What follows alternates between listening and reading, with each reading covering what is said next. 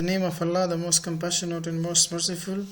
Dear students, Assalamu alaikum wa rahmatullahi wa barakatuh. Today I am glad to be here once again for presenting the lecture number 15 of the subject of environmental health. So I am conveying my best wishes and greeting to every one of you. Hope that everyone is fine and healthy. نن موږ تاسو د روغتیاي چاپیریال یا د محیطي صحت محیطي د environmental health پنځلسم لیکچر کې د radioactive pollutions او its effects باندې خبرې کوو. راځو وایو چې radioactive pollutions یا الودګي د radioactive څه ته وایي. It is likely any other kind of pollution is the release of something unwanted into the environment. In this case, the unwanted things is the radioactive materials, or it may be also defined as the emission of high energy particles or radioactive substance into the air, water, or land due to humans or natural activity in the form of radioactive wastes. Radioactive aludagi په خپل لکه د نورو aludagi په شان دی. کله چې هغه سیس چې محیط ته داخليږي او محیط ته ازاديږي او محیط هغه ته ضرورت ونلري unwanted شیان وي او نو دغه سيزونه ته منګه د radioactive materials ویل کېږي او ویل کېږي یا هغه انرژي یا هغه پارټیکل ذرات د radioactive یا مواد چې عناصر چې هوا ته او اوبو ته او ځمکې ته د انسان د وجې او یا د طبیعي فعالیتونو د وجې د radioactive د فضوله مواد په شکل باندې محیط ته داخليږي هغه ته موږ radioactive pollutions وایو. Radioactive substances are those which have the ability to emit high energy particles like alpha particles, beta particles and gamma particles. دا خپل د radioactive هغه عناصر دي کوم چې هوا ته د یو د دې توانایي لري چې دوی هوا ته آزاد شي په یو ډیره غټه انرژي سره، لکه د الفا ذرې دي، بیټا ذرې دي، د ګاما ذرې دي. دغه ذرات چې کله هوا ته آزاد شي او دغه عناصر بیا په هوا کې د هوا د الودګۍ باعث کېږي، د هوا د ککړتیا باعث کېږي، بل اخر زیاتو مشکلاتو زیږنده وشيږي. دا نو radioactive substances are unstable in nature and are continuously emitting these particles in order to gain some stability. Major conditions په مختلفو غټو شرایطو کې چې کله دغه radioactive مواد هوا ته اوبو ته ځمکې ته یا د انساني فعالیتونو په نتیجه کې یا د طبیعي فعالیتونو په نتیجه کې ازاديږي، همدا د هوا او د محیط او د ککړتیا رامنځته کوي چې همدا ککړتیا موږ د radioactive د ککړتیا په نوم باندې یادوو چې دا بیا په ضمن کې ډېر مشکلات زیږوي ټولنه کې. No, radioactive pollution is not a constant or regular phenomena, and hence the duration and frequency of pollution will vary with time and conditions. لکه څنګه چې موږ ویل شو دا پدیده نظر د دوراني او د وخت په لحاظ سره چې دغه الودګي د هوا چې دا radioactive په واسطه باندې ځمکه او هوا او چې کومې کثیف کیږي، نو دا نظر د شرایطو ته بیا فرق لري، نظر د وخت فرق کوي، نو دغه ډیوریشن چې تومره وخت دغه په ټول او زمان نشي. نو موږ وایو چې the three types of condition exists are موږ سره درې نوع شرایط دلته موجود دي چې یو موږ ته continuous pollutions وایو، بل accidental pollutions وایو، بل موږ ته occasional pollutions. یعنی د radioactive چې کوم هغه غټ په غټو شرایطو کې نو په غټو شرایطو کې چې کوم میجر کنډیشنز دي په هغه کې چې دغه radioactive ذرات هوا ته که ګاما دی که بیټا دی او که الفا دی انتقالیږي او ازاديږي، نو دغه په درې شرایطو کې دغه موجود دي چې یا به دا په جاري حالت کې وي، دوامدار به وي، یا به دا accidental وي، یعنی حادثاتي په تور سره به وي، یعنی کله کله، او یا به معمولا occasionals وي، یعنی معمولا کله به وي کله به نه وي. نو دغه درې شرایطو کې دا زموږ چې دا موجود وي دغه radioactive الودګي. نو دلته موږ سره چې کوم radioactive هغه ذرات چې کوم په محیط کې په هوا کې په اوبو کې موجود وي موږ ویل چې دا په دریو شرایطو سره دا موجود وي یا به دا کنټینیوس پولوشنز وي یعنی دوامداره الودګي او ککړتیا به وي چې دې ته موږ وایي this type of condition exists in uranium mines nuclear reactors in laboratory where the humans are under continuous exposure to radioactive contaminants دا معمولا په هغه شرایطو کې موجود وي کوم ځای کې چې یورانیم وي یا خپل د هستوي ریاکټرونه وي لیبارټریانې وي په کوم ځای کې چې انسان دوامداره دغه سره مخامخ وي دغه کنټینمنت سره چې په دې باندې به انسان هم ملوث کیږي او بل اخره انسان صحت ته پکې ضرر رسیږي یعنی هغه چې په دوامداره شکل انسان سره مواجه دي مطلب په لابراتوارونو کې په خپل هستوي کوم ځای کې چې نیوکلیرز ریاکټرز دی په هغه ځای کې یا یورانیمز کوم ځای کې چې غني کیږي د یورانیم نه کوم ځای کې چې استفاده کیږي د هغه ځایونو کې چې کوم انسانان ورته همیشه د پاره ورسره دوی مخامخ وي د ریډیاکټیو پولوشن سره کنټینمنت سره نو دا پولوشن چې د دې موږ کنټینیوس پولوشنز وایو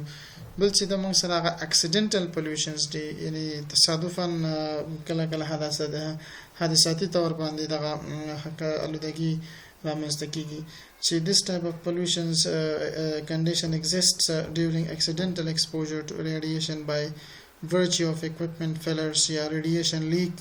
یا faulty protective equipment دا کله کله داسې وي چې تخنیکی مشکل پیدا کیږي په خپل د رادیواکټیو ریډیشن د وجنه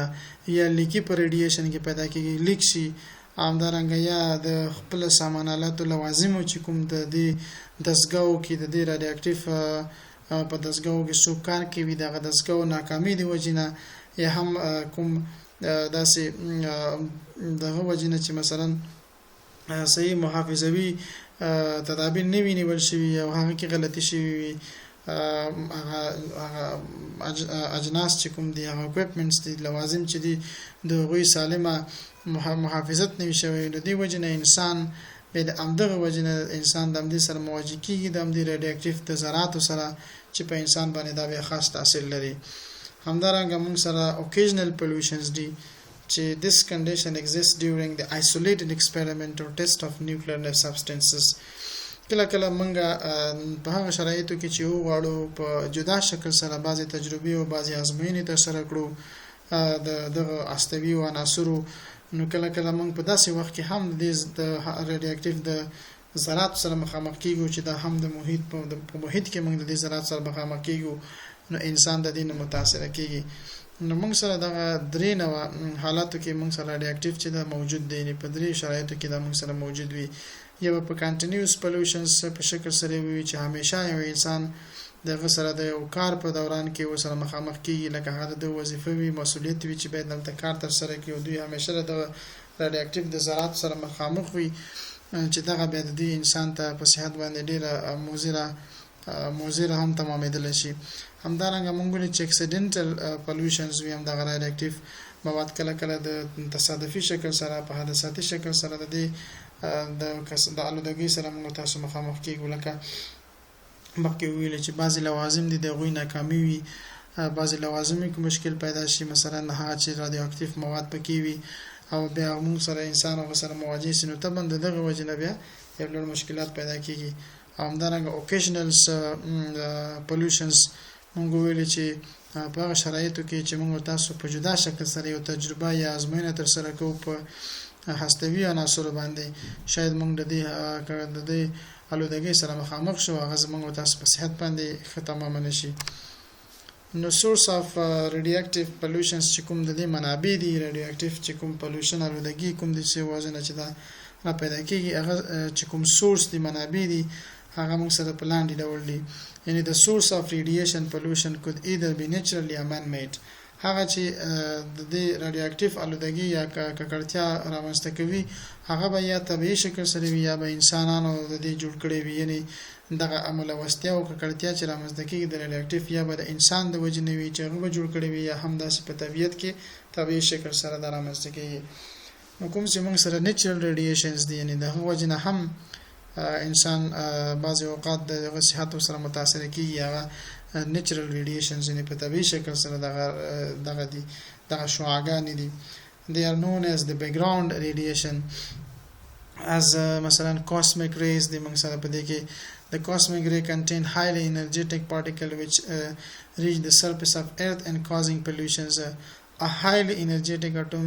atomic nucleus or other particle which is traveling through the space at a speed approaching that of the lights. همدارنګه موږ سره man-made radiations دي. These are the radiation which induce the ionization of atoms in molecules. Ionization of the molecule produce two particles, alpha particle, beta particles, as well as gamma particles. So these three particles are being released to the ears and to the atmospheres and to outside environment. So such kind of radiation that is being emitted into outside of the environment through man-made, that is called man-made radiations. چې دا هم په خپل دغه کوم چې شعاعګانې دي دغه په خپل د اتوم او د مالیکولز چې کوم شعاعګانې دي دغه هم په هوا ته محیط ته په چاپیریال ته ازادیږي هغه کومې مالیکولونه چې د دې وجه نه هغه کېږي هغه ته موږ الفا پارټیکلز بیټا یا ګاما پارټیکلز وایي چې د دې وجه نه هم بعضی وخت موږ تاسو د بعضی صحي مشکلات سره مخامخ کیږو. دلته موږ سره 3 types of radiations موجود دي چې یو الفا radiation دی بل بیټا او بل ګاما دی موږ سره چې په دې کې موږ تاسو مرخص بحث نکو خو دغه درې قسمه شعاعګانې دي چې موږ تاسو د دې شعاعګانو سره مخامخ کیږو بلکې همدغه شعاعګانې به د انسان صحت ته مؤثر دي.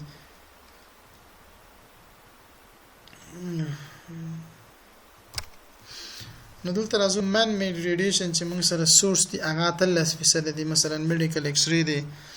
مثلا تاسو کله شفاخانه ته ځئ هلته تاسو عکس اخلي ایکس ری اخلي چې دا په خپل دغه ایکس ری اخیستل عکس اخیستل دغه شعاعګانې دي او دغه شعاع سره چې سړی مخامخ کیږي دا چې عکس اخلي دی یو تکلیف در رفع کولو لپاره چې معلوم شي نو په ضمن کې همدغه عکس اخیستل چې شعاعګانې بدن ته دغه داخليږي او په بدن باندې دغه شعاع چې کله لګيږي ځان ته تکالیف پیدا کوي چې هغه مثلا 13% د دې منبع چې د man made resource چې دا هغه مونږه د میډیکل ایکس ری نه د تبابت د لپاره چې کوله مونږ غواړو چې معاینه وکړو د معاینې د لپاره عکس اخلو نو مونږ ته صحت د دې ریډیشن سره مخامخ کیږي بل اخره دا یو نو مشکل مونږ ته پیدا کولای شي. همداسې نیوکلیر میډیسنز دي هستوي دواګانو استفاده کول دي کله کله مونږ د کانسر د سرطان د تداوی په خاطر باندې د دې استفاده کوو چې دا په خپل یو نوع ریډیشنز یو نوع شعاعګانې دي دغه ذرات او شعاعګانې دي د افرازوي چې دا په خپل د انسان په صحت باندې ډېر غلط تاثیر لري. همداسې کنزیومر پروډکټس دي اذرز دي موږ سره بل موږ سره نیچرل ریډیشن سورسز دي چې په طبیعي شکل سره هم موږ سره تقریبا 2% چې انسان سره مواجه وي او دغه وجنه انسان ته صحي مشکلات پیدا کوي هغه نیچرل ریډیشن دي چې هغه کې موږ سره راډون دي انټرنل او ټرسټریال او کاسمیکس دغه د دې وجنه موږ ته هم کله کله د ډیرو صحي مشکلات سره مخامخ کیدو. نو کوم راډون موږ ته وي تقریبا 55% چې دغه د دې بحث کې چې انسان ته صحي مشکلات پیدا کړي د ذراتو د دینه همدارنګه انټرنل چې کول انسان په خپل 11% هم د 13% د ذرات ته او د مالداري د ذرات نه انتقالي کاسمیکس 8% کنزیومر پروډکټ چې د موږ سره 3% د میډیکل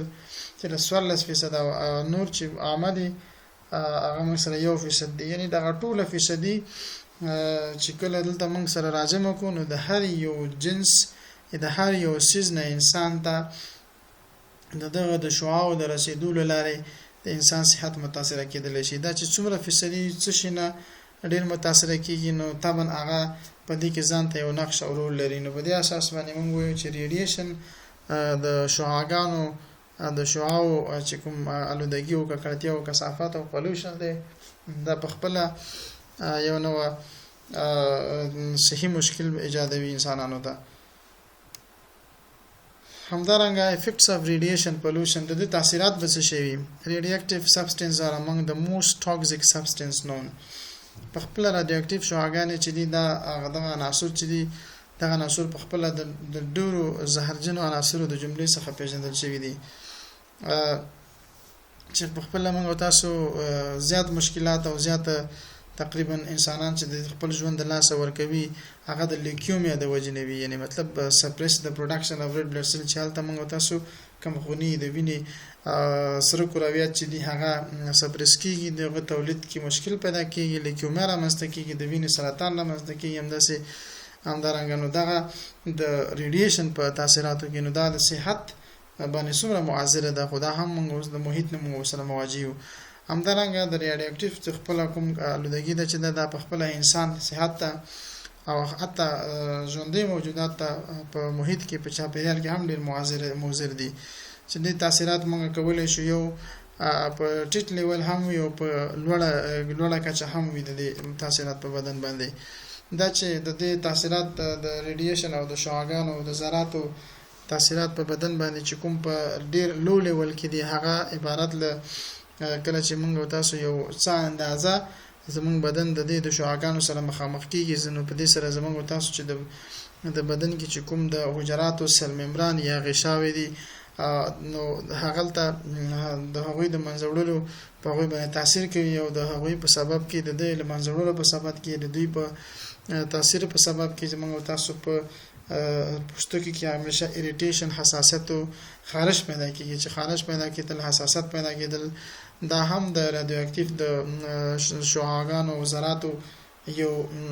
منفي اثر د انسان په صحت باندې همدارنګه نور تاثیرات هم لري لکه د ډیر کم وخت لپاره چې موږ ورنه استفاده کوو هم زړه بدواله انسان ته پیدا کیږي استفراغ پیدا کیږي اسهالات پیدا کیږي همدارنګه انسان خپل ویښتان د لاسه ورکوي خپل نوکان د لاسه ورکوي همدارنګه پوستکی خصف کیږي پوستکی رنگ تغییر خوري نو دا هغه څه چې مثلا د انسان په ټیټه کچه باندې انسان ته دغه تکلیفونه پیدا کوي همدارنګه زموږ تاسو د تحت الجلدی یعنی د جلد لاندې د پوستکي لاندې چې کوم وینه د هغه د وینې بهیدل شروع کیږي نو دا زمونږ تاسو چې کوم ریډیشنز دی او د ریډیشن په مقابل کې چې کوم په بدن باندې موږ تاسو تاثیرات دي په ټیټه کچه باندې هغه دغه تاثیرات دي همدارنګه موږ په لوړه کچه تاثیرات هم په بدن باندې دي لرو دغه ریډیشنز چې د دې تاثیرات په لوړه کچه سره زمونږ تاسو حتی کولای شي چې انسان د مرګ سره مخامخ کی نو د سره موږ سره د انسان هغه قوي حیات چې د کومه هغه د منځزي یعنی انسان حتی کولای شي د کمخونی د وجنه د انتان د وجنه او د هیموریج د وجنه انسان مړ شي دغه په هاي لیول کې همدارنګه کچې ته همدغه انسانان په ډیره په لوړه کچه سره ریډیشن سره دوی ایکسپوژر وي مخامخ وي نو دوی هغه چې کوم حمل ده د حمل چې کوم دوران دی هغه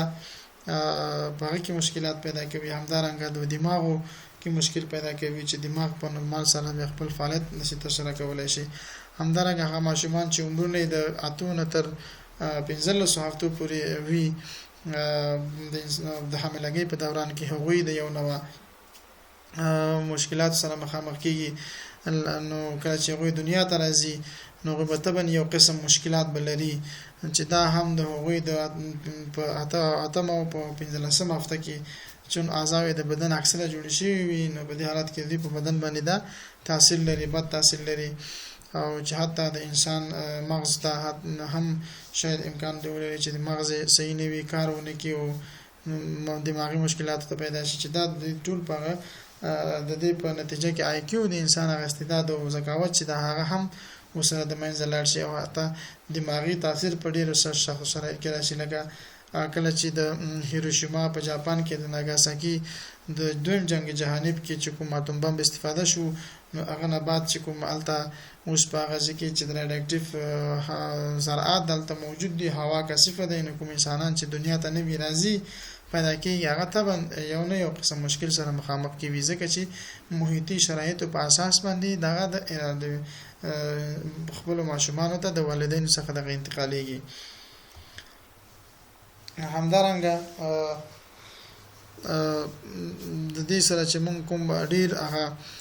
بدن چې کوم ډیر سنسټیو اورګانز دي چې بدن سره ډیر حساس دي هم د ریډیشن او د خپل شعاعانو په مقابل کې چې ډیرو سره تکلیفونه ورته پیدا کیږي انسان صحت سره متاثر کیږي هغه بدن هغه برخې چې دي مثلا کولمې دي لیمف نودز دي د سپلین دا زموږ تاسو بون میرو هغه کوم ځای چې هلته زموږ تاسو وینه جوړیږي ان ار بي سي جوړیږي هغه د بون میرو یا داسې ګونارز نو دا هغه ډیر حساس ارګان دي چې دا هم متاثر کیږي د ریډیشن د وجنه ګوره زموږ تاسو حساس ځایونه د دې ریډیشن د وجنه هغه کیږي نو همداسې د ریډیشن چې دا ویکنز د ایمون سیستم اف د باډي د انسان کوم مدافع سیستم چې دا کمزوري کوي همدارنګه د دې سره انسانانو ته د کټاریکټس نه د سترګو باندې پردې پیدا کیږي چې ته من کټاریکټس وي دا هم د ریډیشن د وجنه د وینې سرطان پیدا کیږي همدارنګه زموږ تاسو د زړه امراض پیدا کیږي همدارنګه انسان د وخت نه مخکې زړیږي او د انسان هغه ژوند چې د لایف سپین چې د هغه کمیږي نو دا په صحت د لپاره ډیر موزره تمامېږي نو موږ تاسو به دغه ریډیشن چې په محیط کې موږ سره مخامخ انسانان باید د دې څخه د دې د ناوړه تاثیرات څخه باید موږ په ټول په امان کې اوسېږو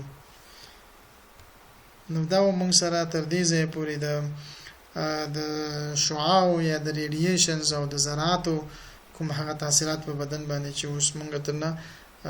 یادواري وکړه دا چې تر بل لیکچر پورې موږ د امدی درس په ادامه باندې راځو چې د نور هم د دې هغه تاثیرات باندې بحث وکړو چې په انسان باندې خو و حتی په حیوانو په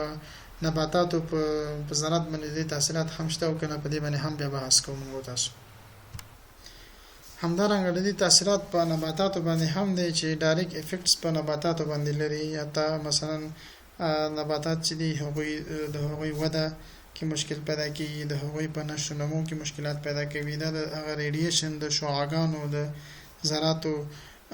د هستوي ذراتو د وجنه مثلا دغه رامنځته کیږي په محیط کې همدارنګه کوم چې موږ سره په ذرات کې چې کوم تکثر دی او انت چې کوم ورشتو نمو دی د هغوی تکثیر او د هغوی رشتو نمو چې دغه توقف رامنځته کیږي دا په ښه شکل سره بیا حاصل نه کوي زراعت هم متاثر کیږي نو په دې اساس باندې تاثیرات په نباتاتو باندې هم شته د پلانټس باندې همدارنګه د دې تاثیرات چې کوم غیر مستقیم تاثیرات دی هغه هم په مستقیم ډول هم په غیر مستقیم ډول دوی دغه تاثیرات په خپل نباتاتو باندې هم لري چې طبعا د دوی وده او نمو رشد چې د پسم نکېږي چې کوم هغه تخم دی جسټیشن پیریډز کې چې کوم دوی تخم د پاره چې مثلا وړيږي تخم دغه بیا نبات جوړیږي پانی جوړیږي نو ساقې او بندونه جوړیږي نو دغه کې کمواله رامنځته کیږي چې دا هم د یو غیر متوازن حالت کې دغه تکالیف رامنځته کیږي نباتاتو ته چې دا هم د رادیو اکټیو د شعاعانو د وجې نه ده همدارنګه ټمپریچر هم بدلیږي او په زمن کې حتی نه تنها په حیواناتو او بخي په نباتاتو په انسانانو باندې تاثیر لري دغه رادیواکټیو حتی دا په انسانانو په حیواناتو باندې دا هم تاثیر لري چې حیوانات مثلا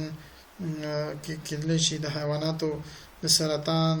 مثلا د هغوی د پوستکي ناروغي د هغوی د ویښتانو د ناروغي چې لاسه ورکوي همدارنګه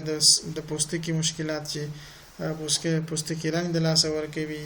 او د سرطان باعث ګرځي د حیواناتو کې دغه مشکلات پیدا کوي او د سره انسان او بخي حیوان چې د خپل ژوند به لاسه ورکوي په ډیرو مخیم حالاتو کې نو په دې اساس باندې موږ دا ویلې شو چې نه تنها د رادیو اکټیو د شعاعانو چې کوم تاثیرات نه تنها په انسان بلکې په نبات او حیواناتو کې د تاثیرات هم شتون لري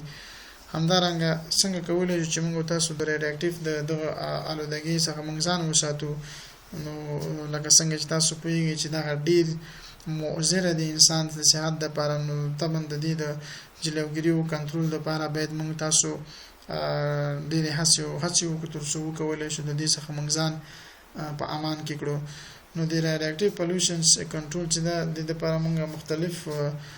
طریقو لارم څخه استفاده کوو که چیرته هغه ځای نه چې مثلا رادیواکټیو ذرات او شعاعګانې لیک وي او دغه ځای نه راوځي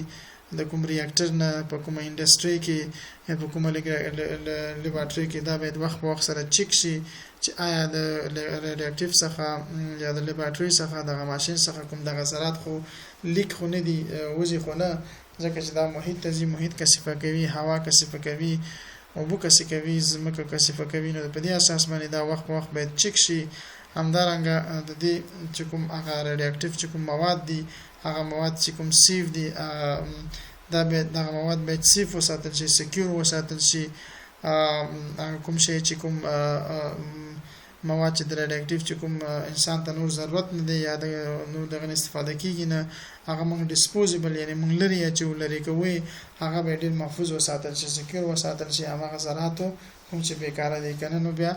دا ډیر مشکلات ایجادوي همدارنګه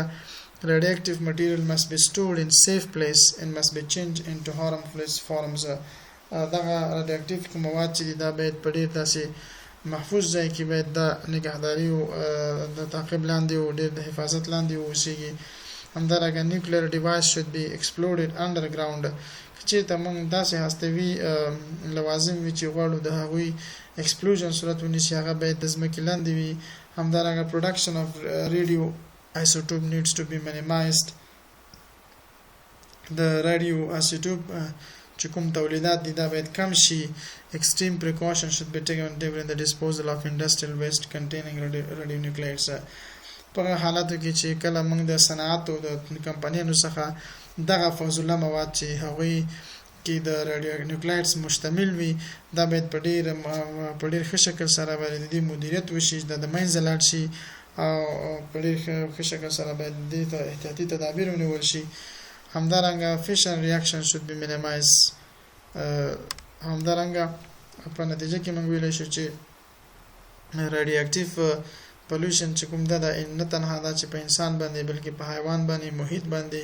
په نباتاتو باندې هم دغه ډیر یو مضر تاثیر لري نو باید هر نوع آلودګي او ککړتیا د هوا چې وي نو موږ باید دې ته ډیر متوجه اوسو ترڅو هغه څه چې موږ ته د رادیواکټیو د مشکلاتو د وجې نه موږ صحت ته مشکل پیدا کیږي ټولنې ته چون دا یو محیطي مسله ده په محیط کې دغه مسله رامنځته کیږي نو موږ باید کوشش وکړو چې د هغه څخه ځان ساتنه وکړو ترڅو موږ وکولی شو یو صحتمند انسان او دغه صحتمند انسان به د یو صحتمند ټولنې تضمین کوي نو دا موږ سره د نن ورځې درس تر بیا په لوی الله سپارم الله حافظ